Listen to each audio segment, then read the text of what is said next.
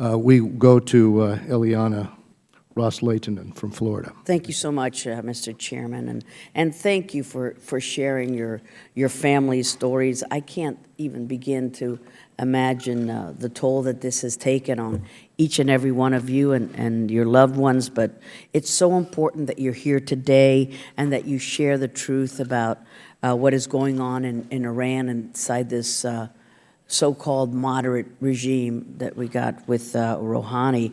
And it's no secret that the human rights situation in Iran under Rouhani, who was selected by the supreme leader, has actually gotten worse, and he continues to use your loved ones as pawns. The Iranian regime responds to strength, and they see us as weak right now, but our American citizens must not have a target on their back when they go to places like Iran and anywhere else because of this perception by the Iranian regime of us being weak. And your loved ones are American citizens. We demand their immediate, safe, and unconditional return now. I wanted to ask you about these nuclear talks.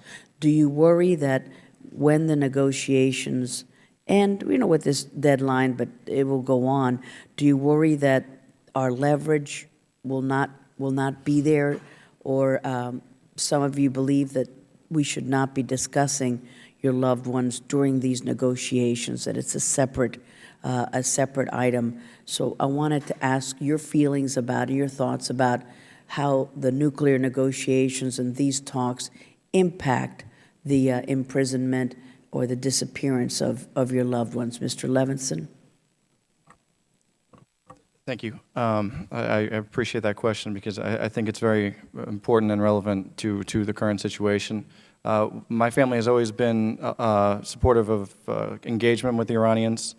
We do worry that regardless of the outcome of the deal, if whether there is a successful deal and there's improved relations, I don't know if there will be the sense of urgency to get any of our family members home anymore, because it would be a propaganda win for both for the regime and for us it would be great.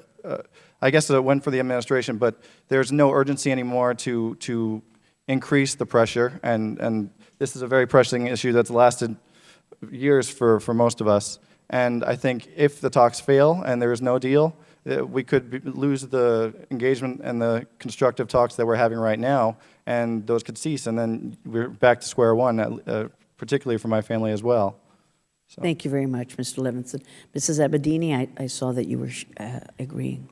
Yes, I agree. I think this next few weeks is the very crucial time. If we don't get the Americans out, I don't know when we will have more leverage. And I agree with Mr. Levinson that either way we lose if we don't get the Americans out before an agreement is reached or not reached. We only have a few weeks left, and while we still have leverage, while the Iranian government would still be motivated at some degree to release them.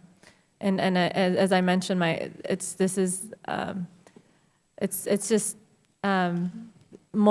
they're not there, as the family members have said, they're being held on bogus charges. There's no evidence. They're being held because they're Americans or because of their freedom of practice, freedom of speech and religion. And so I think this is a very crucial time.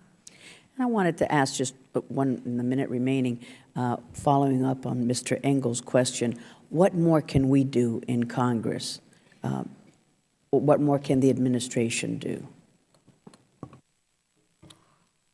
Well, thank you for the opportunity, and thank you for concern for everybody.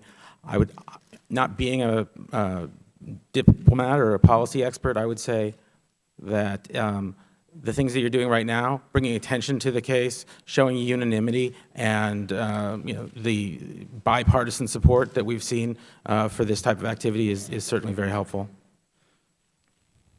Ms. Khemati?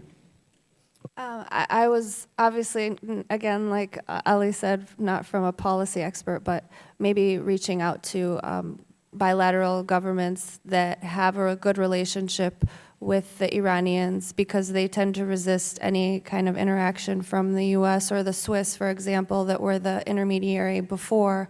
So perhaps reaching out to foreign officials as well. Levinson? I also agree that for us, the most important thing is to keep it in the eye of the administrations and the American public, because in this day and age, this is a great hearing, and it's going to generate news, and we need that. But in a few days, people may forget about it, and they will likely forget about it, and then we're back to where we were. And so seeing the U.S. Congress making this such a priority is crucial to all of us. And we have a limited window right now with the engagement going on, and if we can at least keep it up through that and past that until we're home, all of our family members are home, it would mean the world to all of us, I know. Thank you. You are not alone. Thank you so much, Mr. Chairman.